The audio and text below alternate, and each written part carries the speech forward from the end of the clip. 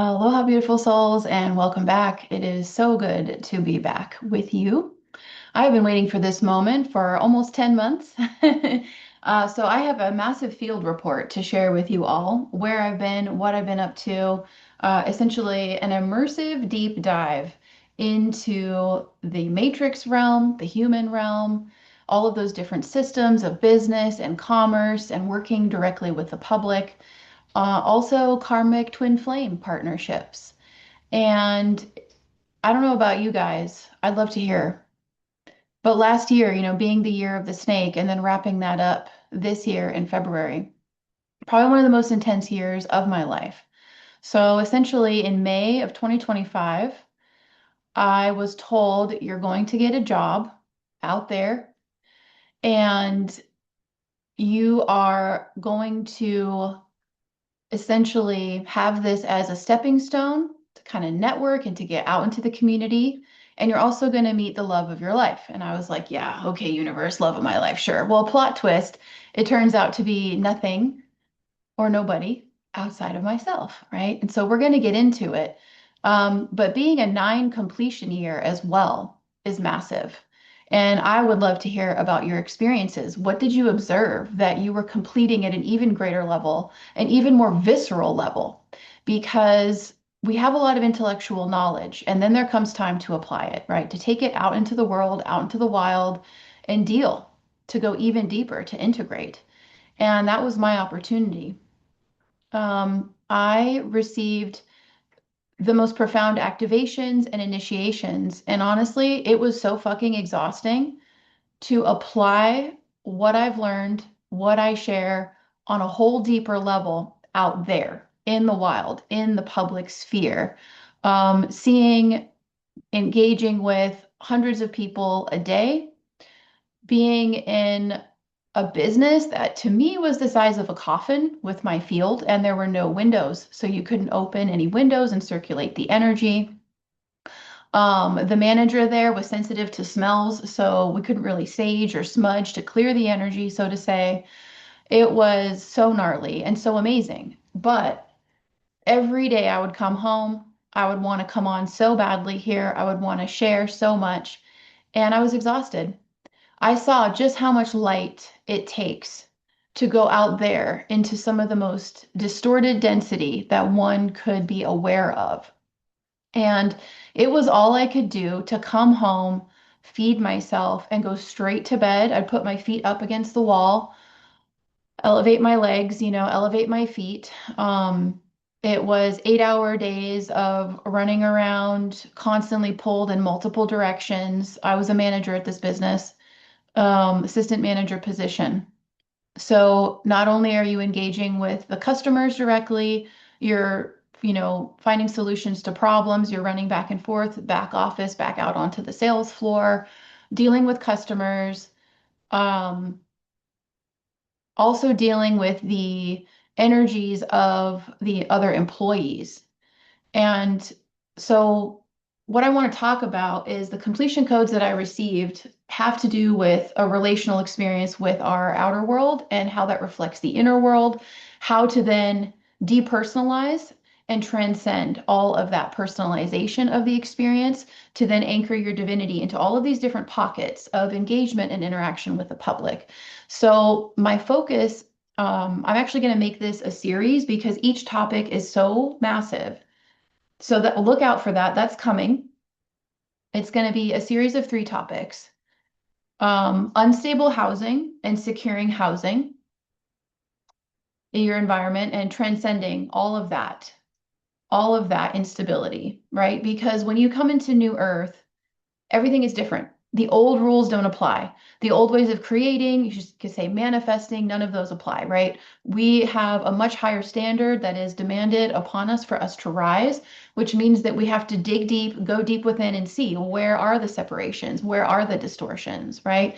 So we're going to be talking about housing and moves and acquiring your new location as one topic. We're going to talk about new earth relationships as another topic. And we're going to talk about being out in public and how to hold your light quotient and also honoring the timelines of things, right? So you know when certain things are temporary. So there's a lot of emotional mastery here, which is energetic mastery, right? To surrender, to trust the process, um, to continue to dig deep and see where am I personalizing this or that or the other, and just use everything as an opportunity. And with the relationships piece, we're going to talk about ancestral clearing, which is the main hub of it all. That's the huge umbrella for all of this, especially with relationships, right? With ourself and the other. But what I learned from a karmic twin flame relationship. And it's great and it's ironic. And I figured, hey, everyone's going to laugh with me about this because one of the last topics that Annette and I did for our Ascension in the Raw show was talking about relationships and twin flame partnerships and what are we here to learn, right? And honestly, I didn't want to do it. I was over it. I was like, fuck that. You know, when my universe said you're going to meet the love of your life, I was like, what the fuck does that mean? And no, I don't think so. Like I'm good, right? Because you have a predisposed notion of like, oh, you know, but you still have to go through. And there are certain souls in this life experience where, yes, we have past karma from past lives, all this stuff, right? But there are certain connections where you can go deeper than you've ever gone before.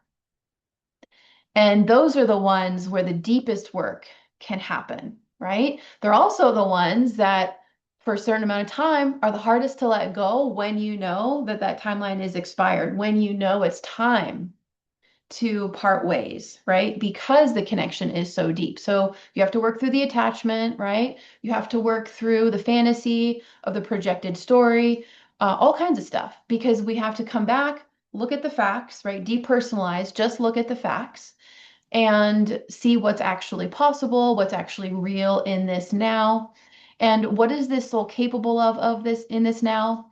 Another huge thing with relationships, whether we're talking about karmic twin flame ones, whether we're talking about our human birth family ones, or out in the public, is the impact of our light on other people.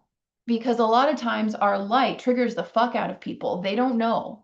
They don't know what's going on. They just know that all of this stuff is coming up and they're maybe not even able to feel it, to name it, to understand, right? And it's like a whole emotional mess because they have not yet done that work of self-discovery and self-awareness.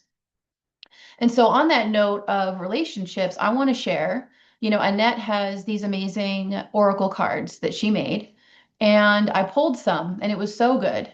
And I feel like this is really relevant to now that we're in this 10 energy, right? This 10 energy started about mid-February in linear time of 2026, um, along with the year of the horse, at least for me. So we're going from a 9, which is intense as fuck completion codes, right? Like getting beat over the head. You will learn this, you will integrate this. It's extraordinarily expedited. So that's why I say the year of the snake was very, very intense. And the final months of it, I would say October through February, I kept getting the visual image of a rattlesnake shedding its skin, but getting down to the tail. And that's different than just skin. You know, that's like fingernail kind of material. Like it's really hard to get off. You can't just shake that off. Like you have to have friction. You have to rub it. You have to, you know, put yourself between rocks and like rip it off. So it was, I would say energetically very violent, right? And just a lot to contend with. And now we're going into this year of the 10, which is also the 1 and the 0. So we're looking at 0, 1, 0, 1, 1, 1, 0, right? And that's huge. So we're going from completion, the 9, to the 10/1/0, which is creator consciousness, the point of creation, that focal point, that 0, you know, that neutrality, the observer effect, how it shifts as we observe it, right? And come from neutrality to observe to then let it continue to transform and to follow the direction that we are receiving. So this is really important. I got to share this card with you guys because this is what helped me to let go of the karmic twin flame contract completely and just love and honor and focus on the gratitude and focus on everything that I had learned and focus on what I was told in the beginning when I got this job. Universe is like, this is a stepping stone for you, and you're going to meet the love of your life. And I was like, oh, such a big eye roll, huge eye roll. But the love of my life, if you want to use those terms, is choosing myself and my connection to source and my love for myself and the divinity and the purity of my connection, that nothing or no one or no situation will impact that, will dim it. And I had to learn this on so many fucking levels because the people I worked with, I was essentially Mother Goose. All of these, I call them kids, right? They're like 15, 20 years younger than me working with me, the employees. And so I was there to guide them. I was there to mentor them. I was there to assist them in their awakening process. A lot of starseed energy, a lot of earth angel energy, right? So you can imagine how fucking exhausted I was every day, right? Also putting yourself in a linear reality and having to go linear and not really working that way anymore. So you're trying to hold your quantum. I mean, it was the craziest initiation I've ever experienced in my life. But this is her card. Soul respect is allowing others to do their journey, right? That's really important. And it's also important for us to apply individually. So I look forward to seeing you for this series. Keep your eyes out for it. It's coming. I'm here. I'm so grateful to share. I'm in the most beautiful apartment I have ever had. I went from living in a shoebox, doing more of the deeper levels of clearing the mother wound, clearing misogyny and internalized misogyny, and all of these ancestral programs. I'm using these keywords to help us kind of pinpoint, these energetics that are in our DNA. That's a huge part of my path, is assisting the sacred feminine to activate. And I want to go into activating the masculine too, but the feminine is the one that is the receptive vessel to take the teachings out, right? So I'm going to help the ladies first, right? And we will continue to touch the hearts of the masculine as they are ready, right? But I went from being in that environment, like I call it my tuna can bedroom, that I was very grateful for. Very, very grateful while I was going through all of these different initiations and activations and had to clear a lot of shit, to then materializing the most gorgeous 2-bedroom, huge bathroom, beautiful kitchen, balcony, vaulted ceilings apartment where every surface is an altar. All of my books are out, my tools, my crystalline instruments, my andaras are everywhere, and I can live in my quantum flow again. And it had been almost 5 years since I had had that opportunity, because I had to have my energetic field super compressed in order to reflect and to take all of that energy and flip it back in and let it, go through me, then continue to see where is there more separation. So we think about living in a house that's very constricted and controlling, and your bedroom is a tuna can.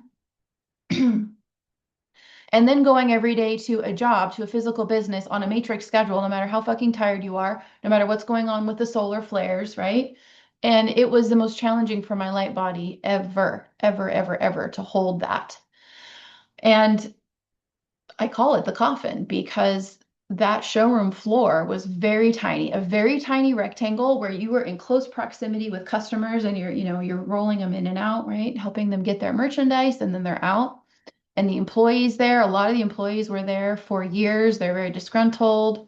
Yeah, it was an amazing experience. Amazing experience. So to summarize, I'm here to assist everyone, to share what I learned, to share the tools that I use to deal, to be able to deal with these scenarios in real life practical applications, because it is time now with this fire horse energy to continue to march forward towards the horizon. And we have Saturn and Neptune in Aries, which is the individuation of source consciousness, right? The I am.